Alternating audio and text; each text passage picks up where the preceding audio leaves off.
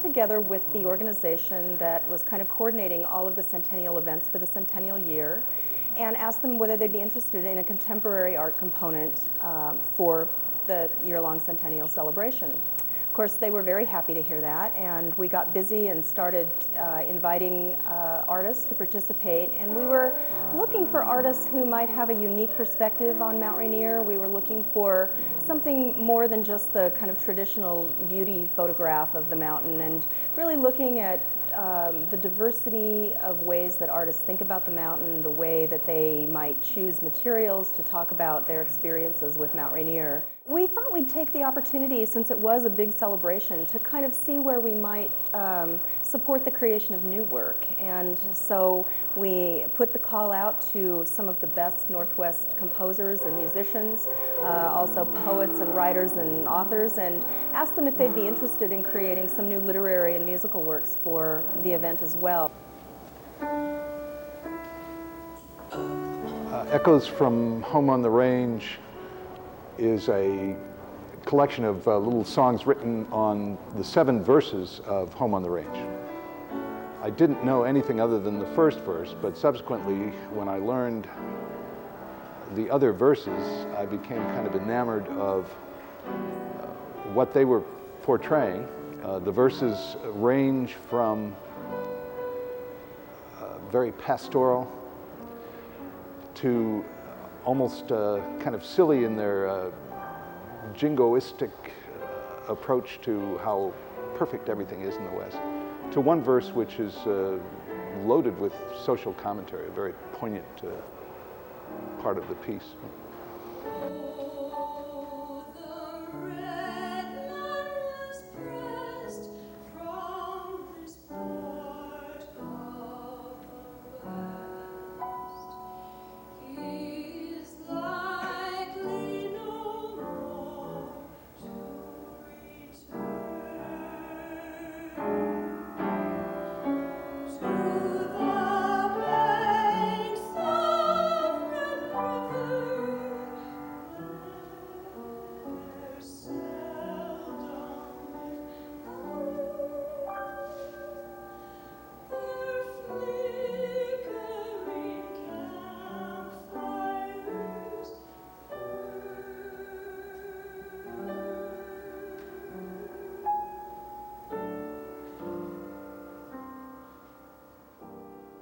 There are different ways of approaching Mount Rainier. Indigenous people had a lot of different myths, and they weren't all necessarily creation tales.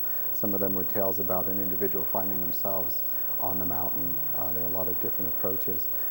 And this was a creation tale, and creation tale I see as being sort of a fairly rigorous portrait of the mountain.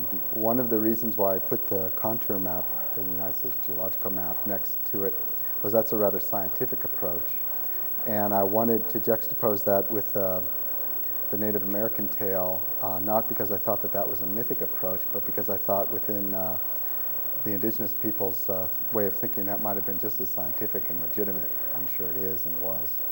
And so is my image of Mount Rainier in between. And so what I wanted my image in between to do was to bring those two extremes together. And I see a community here.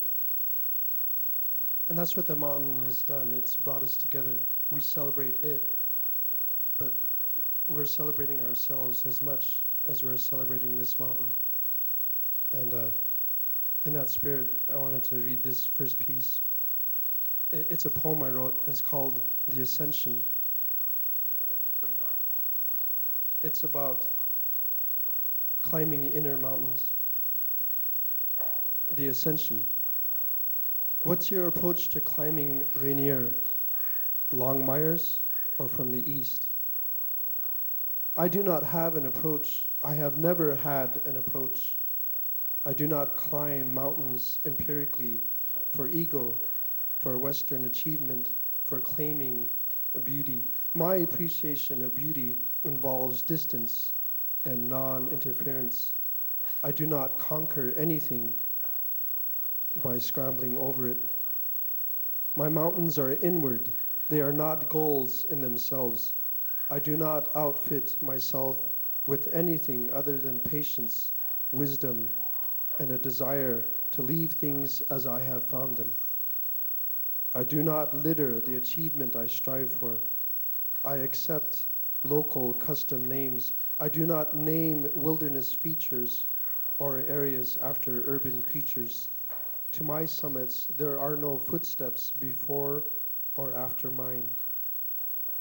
More to the point, my thrill-seeking is not in possibilities of death or injury, but in inquiry and learning. I defy death by living, not in flaunting danger or ignoring right thinking. My boundaries are as much in thoughts and behaviors as in geography and geological features. My maps are drawn up by culture, custom, tribe, family, and myself. Most of all, I do not take only photos and leave only footprints. I take only breaths and leave only shadows. When I was asked to write and contribute to this event, I didn't have an idea of what I was going to write about. I've never climbed Mount Rainier. I've never had a desire to climb it. In fact, living this close to it, I'm a little afraid. And that's what this next piece is about. It's called The Revelation. Mountains reveal themselves first with clouded memory. Their lives are ancient after all. And then with clear, strong heads and shoulders, once the mists lift. They have no need to speak in languages we easily understand. Instead, they hiss and steam, breathing as continents do with the position of the sun. I have studied all my life the mighty Tahoma, the breast, the giver and nourisher of many, the source of life to the Pacific Northwest. What has Tahoma revealed to me? When I awake, I will wake my entire house. No one and nothing will sleep when I am awake. I will be irritable, having slept too long.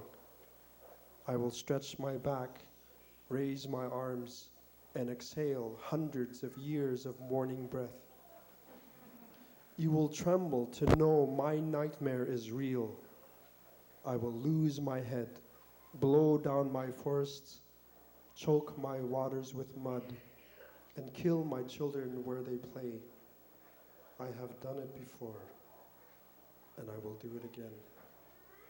Love me, pity me, celebrate me, just don't get too close.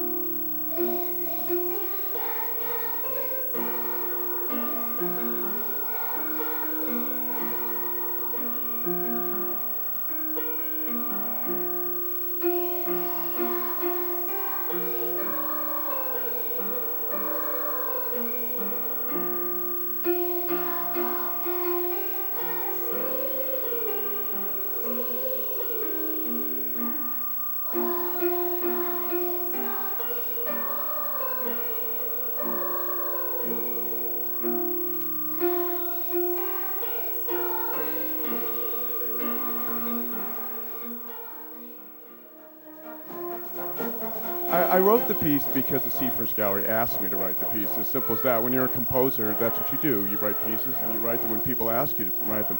But I started to think about Mount Rainier National Park, and now that I look back on it, I've gone there a lot. When I was in college, I hitchhiked up to Mount Rainier. I spent a week there, and it was then that I really decided I wanted to live in the Northwest at some point in my life.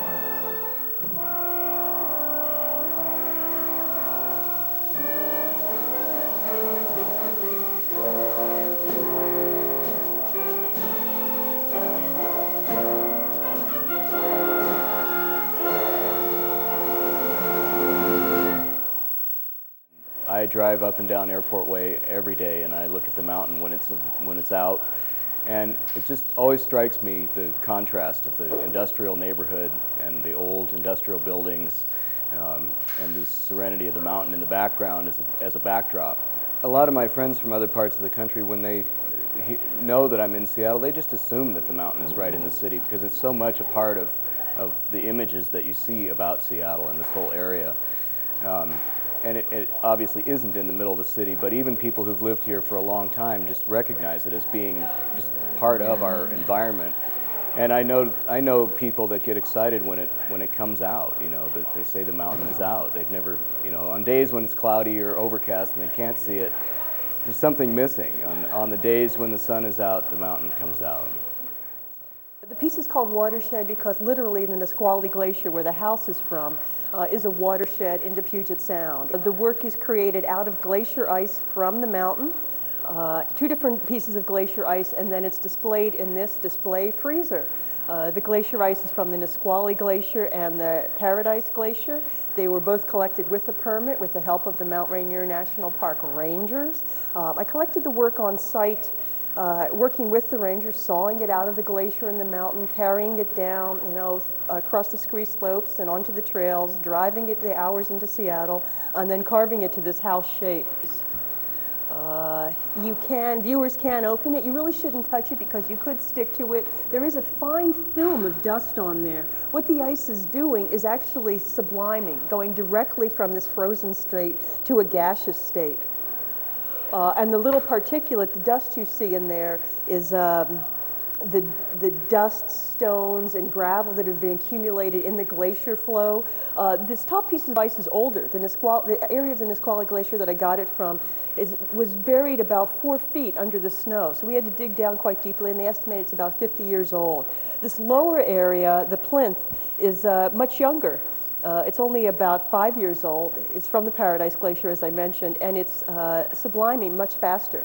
So you can see how the dust is falling off, and the area is smaller than the house itself. This work was created specifically for this exhibition to look at Mount Rainier both as a metaphor and a symbol for the environment in the Puget Sound area and for the way we live here in Seattle. Henry Moore said that sculpture is primarily a response to shape, and this is very much dealing with the shape of Mount Rainier, which in 3 dimensions, and then turning it over as a bowl. So you're seeing it, you know, in a way that hopefully we'll never have an opportunity to see it, uprooted and on its side. And we've given it some transparency by making the glacier solid with a little bit of holes, as if the skin of the mountain was torn off and reshaped like taxidermy. And then you can see that the ridges are more transparent. They've got their little lines that you can see through, so it makes a beautiful shadow. And there's a little haiku poem on the rim that says, "Beneath its drapery of ice, the mountain's iron red heart smolders." And the bowl, of course, is made of iron, so it's a reference to the material as well. I've been looking at this mountain since I was a baby, you know, for almost 48 years, and every time I see it, this morning we just got on Highway 99 from where we live and went, ah, because it was right there in front of us, and it was so beautiful, and it never fails to, I don't even know how to describe it. It's a spiritual experience, you know. You're greatly uplifted, which is a bit of a pun, I suppose, just by the sight of it.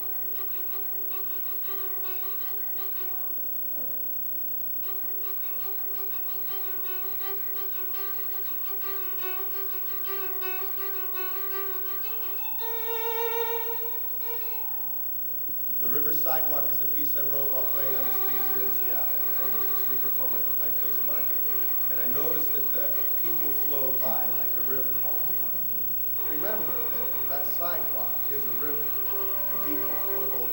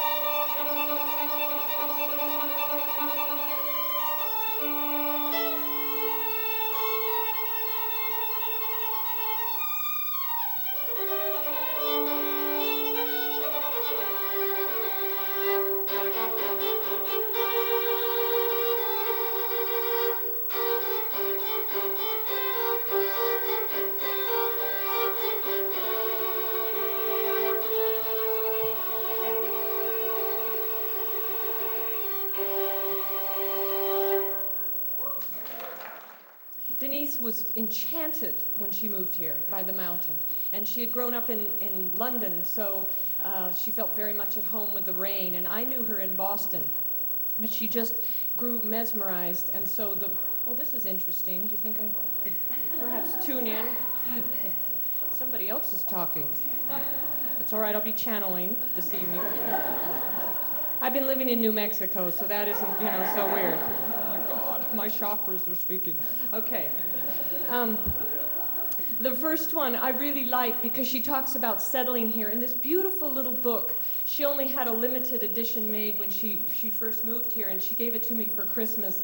I just love this beautiful little book, and it was all about, it's called Lake Mountain Moon, and her inscription to me that Christmas, she moved here in 1990, and she says, love to Christine from Denise, Christmas 1990, poems about your lake, your mountain, now ours, like the moon. Isn't that beautiful? She really became at home here. For those of you who knew her, she made many, many friends and loved it. Her first poem about Rainier was called Settling. I was welcomed here, clear gold of late summer, of opening autumn, the dawn eagle sunning himself on the highest tree, the mountain revealing herself, unclouded, her snow-tinted apricot as she looked west, tolerant in her steadfastness of the restless sun forever rising and setting. Now I am given a taste of the gray foretold by all and sundry, a gray both heavy and chill. I've boasted I would not care, I'm London born, and I won't. I'll dig into my days, having come here to live, not to visit. Gray is the price of neighboring with eagles, of knowing a mountain's vast presence, seen or unseen. Isn't that beautiful? And that poem is in Galen Garwood's piece. He's put together the photograph by Mary Randlett and a couple of Denise's poems. And this one she wrote called Morning Mist. The mountain absent, a remote folk memory. The peninsula vanished, hill, trees, gone, shoreline, a rumor. And we equate God with these absences. Deus absconditus. But God is imaged as well or better in the white stillness, resting everywhere, giving to all things an hour of Sabbath, no leaf stirring, the hidden places, tranquil in solitude. It's really great to be able to read Denise's poems tonight because for many of us who knew her, she kept very quiet about her death and illness. And some of us were very, very surprised. We couldn't figure out, she just went to the next world. And so to be able to honor her, and she was such a great influence on me in my work, and to be able to read her poems is a great thing. The last one of hers I'll read is called Open Secret. Perhaps one day I shall let myself approach the mountain, hear the streams which flow down it, lie in a flowering meadow, even touch my hand to the snow. Perhaps not. I have no longing to do so. I have visited other mountain heights. This one is not, I think, to be known by close scrutiny, by touch of foot or hand or entire outstretched body, not by any familiarity of behavior or acquaintance with its geology or the scarring roads humans have carved in its flanks. This mountain's power lies in the open secret of its remote apparition. Silvery low relief, coming and going, moonlike at the horizon, always loftier, lonelier than I ever remember. I grew up in Seattle, and so I'm one of the people that's lucky enough to take the mountain a little bit for granted. But I think in a way you can never take it for granted. You can't see it all the time, for one thing, so when it does make an appearance, it's invariably awe-inspiring, I think. So I thought about the mountain, and I also have to say that I was inspired a little bit by Mount St. Helens, because I was on Mount St. Helens the day before it erupted in 1980. And when I heard about the eruption, it left a very big impression on me, and the power of that and the devastation of that was so remarkable and left such a deep impression that when you think about that happening again, it takes your breath away. So with both of those things in mind, the beauty and the power of the mountain and also the potential destructiveness of it, I wrote this poem. This is called Local Olympus. Let's not forget about the profound day our mountain's brooding over. Bless her white cheeks, grooved and ancient, Fuji-faced Buddha, meditating for 500 years. Take a long breath and look at her, big-bellied sibyl of strange exhalations, of shudders and signs, salt plum of our landscape, pinnacle of adventures undone, our mesmerizing beauty. Take a slow breath and look, for when her time comes, one shrug topples all our walls. A single breach gushes fumes, sends fate Pompeii plummeting toward Puget Sound.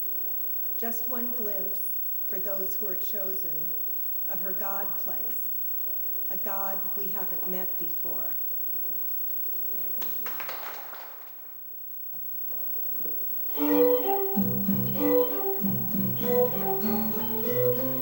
I had a very busy day. It was just like yesterday. This daily grind will put me in my grave, my early grave. I had enough of city life, of this endless toil and strife. I need a place where I can get away. Then I hear that mountain calling, come and stay. I'm going back, right back, going back to Mount Rainier. Up to paradise, that sure be nice. I'm getting tired of sitting here. See the glaciers, breathe the air so clear. Oh, breathe the air so clear. Oh, I would trade Tacoma for Mount Tahoma, also known as Mount Rainier, 'cause when that mountain's out, it makes me wanna shout, just so you'll have no doubt about where I'll be. Gee, I'm going back there, don't you know? Climbing up the side of that volcano, going back, getting back, going back to Mount Rainier.